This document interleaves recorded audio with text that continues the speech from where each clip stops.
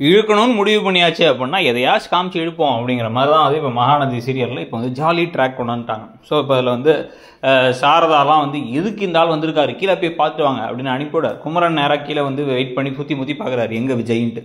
விஜய் என்ன பண்ணுறாரு, அப்படியே குமரனோட முதுகில் தட்டி இங்கே தான் பாஸ் இருக்கேன், என்ன ப்ரோ எப்படி இருக்கீங்க அப்படின்லாம் வந்து கேட்க ஆரம்பிக்க, நீங்கள் எதுக்கு இங்கே வந்தீங்க, பிரச்சனை பண்ண வந்தீங்களா அப்படின்னு கேட்கும்போது அந்த ஓனர் வந்துடுறாரு. நீங்கள் அதுக்குள்ளே இன்ட்ரடியூஸ் ஆகிட்டீங்களா, நீங்கள் 2 பேரும், அவரும் வந்து இதே வீட்டில் தான் வரப்போறாரு அப்படின்லாம் வந்து சொல்ல, பேசிட்டேன், பால் காய்ச்சறதுக்கு வேறு ஆளெல்லாம் கூப்பிட்டுருக்கேன்னு ஒரு பால் பாக்கெட்டெல்லாம் காமிக்கிறாரு. நான் இங்கே தான் குடியிருக்க வந்துட்டேன். நான் என்ன பண்ணேன், நான் உங்க நீ நல்ல வேலை, நான் வந்து தெரியாதவங்க எல்லாரும் இருப்பாங்களே, எப்படி என்ன பண்ண போகிறேன்னு நினச்சேன், தெரிஞ்சவங்க பரவாயில்ல பக்கத்துலேயே இருக்கீங்க அப்படின்னு வேறு இந்த பக்கம் வந்து விஜய் பேசிகிட்டு இருக்காரு. ஸோ இந்த விஷயங்கள்லாம் நடந்துக்கிட்டு இருக்கும் பொழுதே வந்து பார்த்தீங்க அப்படின்னா அந்த ஓனர் கிளம்பி போயிடுறாரு. இந்த வம்பெல்லாம் வச்சுக்காதீங்க, தேவையெல்லாம் பிரச்சனை பண்ணாதீங்கன்னு குமரன் மேலே போய் அதிர்ச்சியாகி, அவர் நம்ம வீட்டுக்கு பக்கத்துலேயே வந்து குடியிருக்க வந்திருக்கானா அப்படின்னு உடனே எல்லாம் நம்ம குடியை கெடுக்கவே வந்திருக்கான், நம்மளை வந்து நிம்மதி இல்லாமல் பண்ணுறதுக்காக வந்திருக்கான்னு வந்து சாரதா பேச, டக்குன்னு உடனே வந்து இவங்க என்ன சொல்கிறாங்க அப்படின்னா வந்து இதெல்லாம் யார் என்னங்க வந்தால் என்ன, நமக்கு என்ன, நீங்கள் விடுங்க அப்படின்னு சொல்லிட்டு காவேரி போயிடுறாங்க. ஆனால் மனசுக்குள்ள சந்தோஷம் வந்துருச்சு.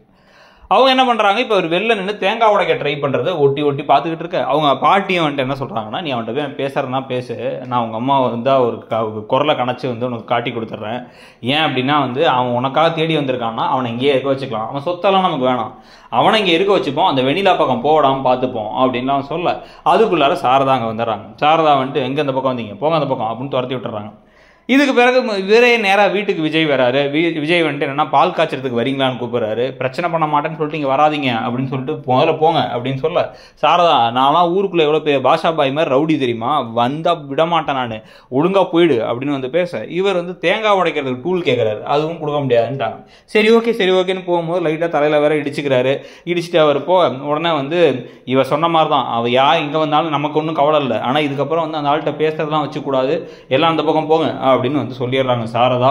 அதில் வந்து கொஞ்சம் பேர் அவருக்கு சப்போர்ட் பண்ணுறது, கொஞ்சம் பேர் அவருக்கு எதிராக இருக்குதுன்னு அப்படியே கதை போகுது. இதில் அவர் பாவம் பால் காய்ச்சறதுக்கு என்ன பண்ணுறதுன்னு தெரியாமல் முடிக்கிறதெல்லாம் கதையில் நடக்குது. அதெல்லாம் பற்றி நீங்கள் நினைக்கிறீங்கிறத சொல்லுங்கள். தேங்க்யூ.